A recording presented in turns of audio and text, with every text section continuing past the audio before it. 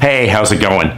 What's your favorite regional cuisine? Or what's the weirdest regional cuisine you've ever had? I mean, let's face it, regional foods are kind of like local TV ads, aren't they? I mean, some of them can be absolutely brilliant, and some of them leave you going, huh? Today we're going to look at an awesome regional cuisine synonymous with Southern food. This is a cuisine so important that Southern food goddess herself, Natalie Dupree, calls it the pâté of the South. So what is this sublime spread? Let's check that out.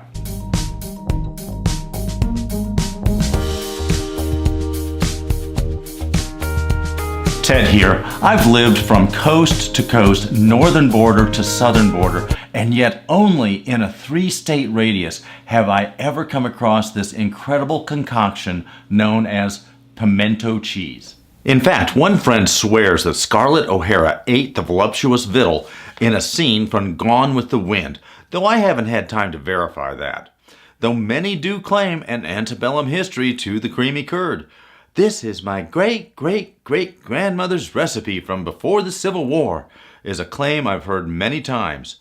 The reality, though, is very different. No, pimento cheese got its origins not only in New York, but also as part of the first wave of industrial food production in the country. In 1872, William Lawrence of New York invented cream cheese. Originally marketed as Empire cheese, in 1880 he changed the name to Philadelphia brand cream cheese, though it was still manufactured in New York.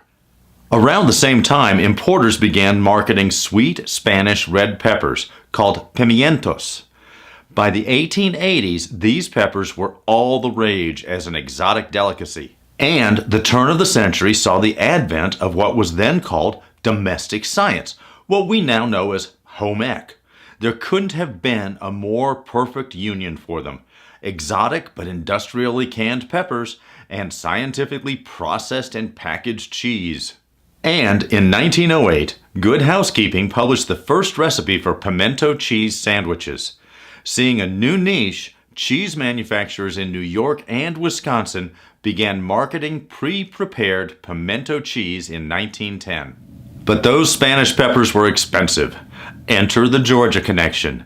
In 1911, from the urging of the Georgia Ag Extension, farmers in Griffin, Georgia began planting sweet red peppers, and in connection with state officials, developed a roasting machine. By 1920, Georgia had a thriving pimento industry. The flavor of the South. And by 1938, over 25,000 Georgia acres were under cultivation, feeding over 10 million cans of the plucky pimento.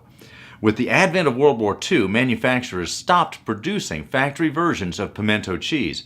But after the war, Southerners supporting local agriculture crafted their own recipes for the peppered perfection.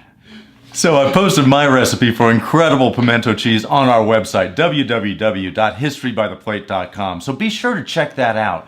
Plus, I'm going to be using that in another recipe this Friday, also on www.historybytheplate.com. Oh, and subscribe to our YouTube channel. It is fun and free. Happy cooking. Oh, and a big shout out to Fred and Kate Joy for all of the help today. Thank you guys. You rock.